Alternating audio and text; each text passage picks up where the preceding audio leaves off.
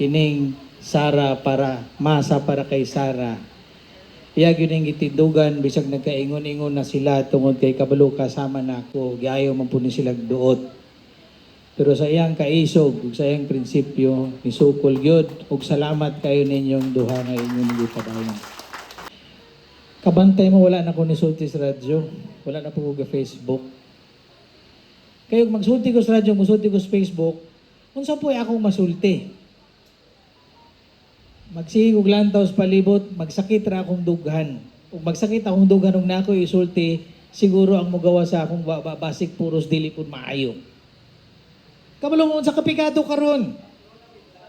Ako nga mag-uuma, kabalo ko tagpilay abono karon.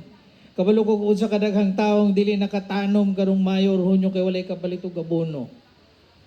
Bisag mag-imported pa na og 61 maabot sa 105 ang dollar, bisag unsang palaliton mahal. Ug magsige ni kinahanglan tag 12 ka tuig nga duha ka presidenteng maayo para maulian ng Pilipinas. Dili unom, 12 ka tuig. Maglibot-libot ko, makita na ko nato mga ospital nga walay sulod, mga taong walay katabang ayuda, mga farmer nga kalisod, magsakit akong dugan. Di na ta mag-istorya ngano na nahitabo, kabalo man tag ngano. So siguro karon maglibot-libot ta. Ato nang ipakita sa atong mga silingan. Ug unsay angay natong buhaton. Di sa tamang istorya lokal, ayaw una-una ang kandidato ko, si Sara Rausa. Ha? Si Sara na. Kaya ba istorya tag lokal, katong inyong kontra, kay lain-lain mong mayor, gobernador, di ninyo kampanyahan. Unyang ato, kay atong kampanyahan, tanan. Bisag dalagot ka na niya, mabutar siya parang Inday Sara, labing maayo. Ha? Unaw na to gilis ang ulo, kay gikan sa ulo, musunod ra na tanan.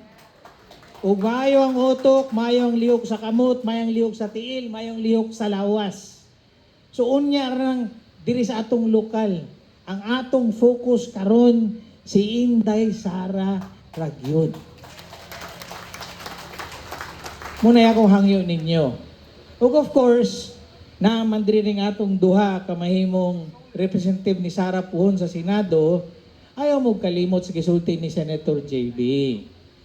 Dugay na kaayong watay representasyon dito sa taas. Ang katapusan, si Lorenzo Teves pa 1967, wa pa ko natawo. Panahon siguro nga magbutang pudag ato.